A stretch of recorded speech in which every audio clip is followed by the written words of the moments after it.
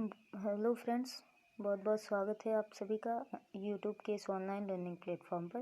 DElEd third semester की classes कर रहे थे हम लोग, जिसमें पेपर 1 यानी एजुकेशनल इवेल्युएशन शैक्षिक मूल्यांकन की लास्ट क्लास में हम लोगों ने मूल्यांकन अभिलेखीकरण के बारे में देखा था, जिसमें मुख्य रूप से हम लोगों ने संचयी अभिलेख के बारे में देखा था। संचयी अभिलेख के अंदर किसी भी छात्र के या फिर किसी शिक्षक के मतलब संपूर्ण सूचनाओं से संबंधित एक अभिलेख होता था, जिसको हम लोग संचयी अभिलेख बोलते थे। मतलब उसमें स्टूडेंट के सारे जो भी उनके गुण विशेषताएं या फिर उनकी पेरेंटल ट्री वो सब के बारे में पता चल जाता था।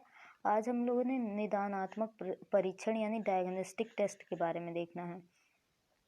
सबसे पहले निदानात्मक परीक्षण का अर्थ देखते हैं। निदान शब्द का अर्थ है कारण।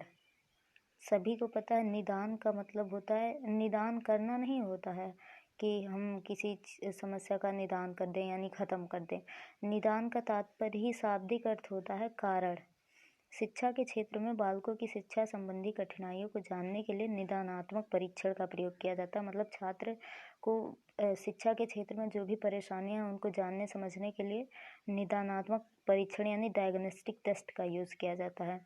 यह परीक्षण किसी विशिष्ट विषय वस्तु अथवा अधिगम अनुभव के अर्जित ज्ञान की विशिष्टता एवं कमी का मूल्यांकन करता है। यानी मतलब परीक्षण ये ऐसा परीक्षण है जिससे शिक्षा के क्षेत्र में अगर कोई कमी आ रही है, कोई बाधा आ रही है अधिगम में, तो या फिर ज्ञान के अर्जन में कोई दिक्कतें आ रही हैं, तो उसको उस कमी या दिक्कत का पता लगाने के लिए इसका यूज़ किया जाता है। निदानात्मक परीक्षण व्यक्ति की जांच करने के पश्चात किसी एक या अधिक क्षेत्रों में उसकी विशेषताओं एवं कमियों को व्यक्त करता है। यानी ऐसा नहीं है कि केवल एक सब्जेक्टुअल भी होता है, मतलब एक सब्जेक्ट से रिलेटेड भी होता है, लेकिन मतलब बहुत सारे अलग अलग क्षेत्रों में, जैसे अलग अलग विषयों में या फिर उनके व्यवहार में अगर कोई भी दिक्कत रहती है, कोई समस्या रहती है, तो उसके बारे में पता लगाया जाता है। अब इसकी परिभाषा देख लेते हैं क्रो एंड क्रो के अनुसार। क्रो एंड क्रो ने इसकी परिभाषा क्या दी थी कि निदानात्मक परीक्षणों का निर्माण छात्रों की अधिगम संबंधी विशिष्ट कठिनाइयों का ज्ञान प्राप्त करने या निदान करने के लिए किया जाता है। मतलब जब हम उनकी समस्याओं का ज्ञान प्राप्त करते हैं, उनकी समस्याओं का पता लगाते हैं, तो वही निदान करना हो जाता है। उनकी पता लगाने को ही मेनली क्या कह देते हैं, निदान करना कह देते हैं, ताकि छात्रों की योग्यताओं व कमजोरियों को ज्ञात किया जा सके और उनका उपचार हो सके। मतलब जो भी उनको दिक्कतें समस्याएं आ रही हैं उनका पता लगा के और उनका उपचार किया जा सके। उनके कमजोरियों का या फिर उनकी योग्यताओं का पता लगाकर अगर कोई दिक्कत आ रही है तो फिर उसका उपचार किया जाए, और अगर उनका अच्छा प्रदर्शन है तो उसके लिए उनको शाबाशी प्रदान की जाए, यानी उनको और इवेलुएट किया जाए, उनका एक तरह से मूल्यांकन ही करना हो जाता है। अब निदानात्मक परीक्षण के कुछ उद्देश्य दिए गए, जिसमें पहला है किसी विशिष्ट विषय में छात्रों की उपलब्धि की कमी का पता लगाना।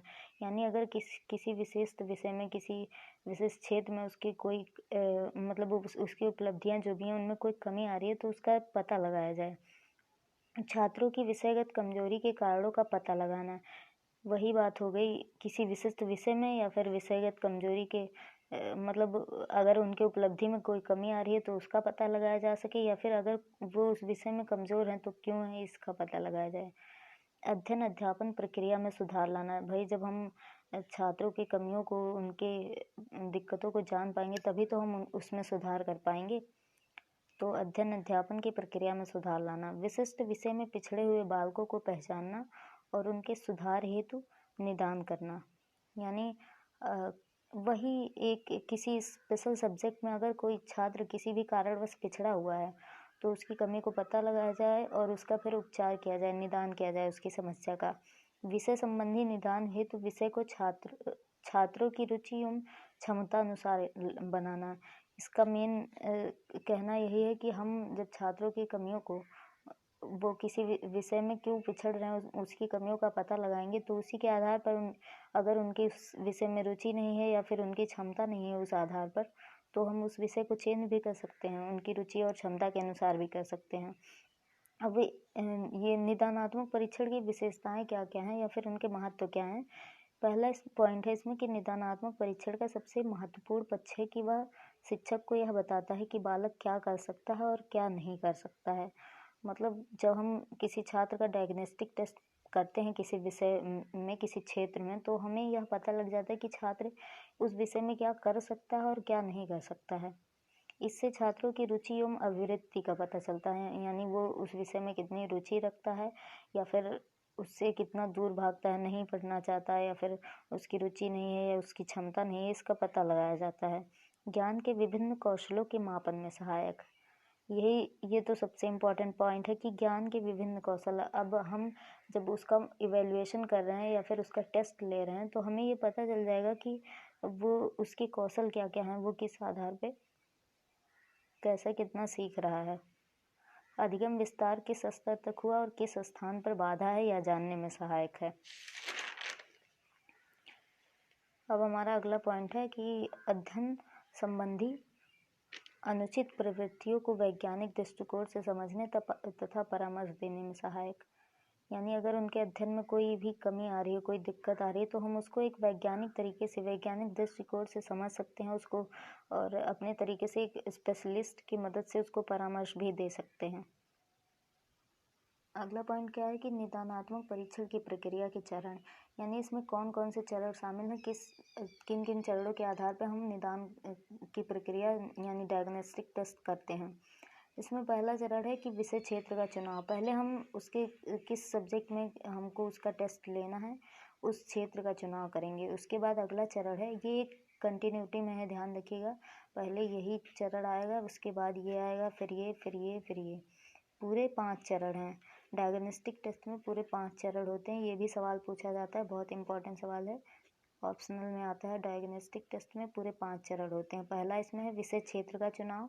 उसके बाद नेक्स्ट है छात्र समूहों की पहचान। फिर अगला पॉइंट है हमारा, अगला चरण है कठिनाई स्थल का अन्वेषण, यानी कहाँ किस क्षेत्र में दिक्कत आ रही है उसका पता लगाया जाता है। फिर त्रुटियों के कारण, यानी हम पहले कठिनाई स्तर का पता लगा लेते कि कहाँ पे दिक्कत आ रही है, और फिर उसके बाद पता लगाते क्यों दिक्कत आ रही है, यानी त्रुटियों के कारणों का ज्ञान किया जाता है। उसके बाद उसी आधार पर हम उनको सही मार्गदर्शन देते हैं। तो ये निदानात्मक परीक्षण यानी डायग्नोस्टिक टेस्ट के चरण होते हैं। अगला हमारा पॉइंट है कि निदानात्मक परीक्षण के भाग कौन कौन से हैं, यानी कितने टाइप के होते हैं। हमारा निदानात्मक परीक्षण 2 टाइप का होता है, एक व्यक्ति केंद्रित और दूसरा समूह केंद्रित, यानी वैयक्तिक और दूसरा सामूहिक। वैयक्तिक में क्या होता है कि बालक विशेष की अच्छाइयों, बुराइयों, कमजोरी आदि का ज्ञान प्राप्त किया जाता है। मतलब एक अलग अलग बालकों की, यानी प्रत्येक बालक के अलग अलग तरीके से उनके अच्छाइयों, बुराइयों, कमजोरी आदि का ज्ञान प्राप्त किया जाता है। और समूह केंद्रित में क्या होता है कि विशिष्ट समूह की सामूहिक त्रुटियों अथवा कमजोरियों को ज्ञात किया जाता है।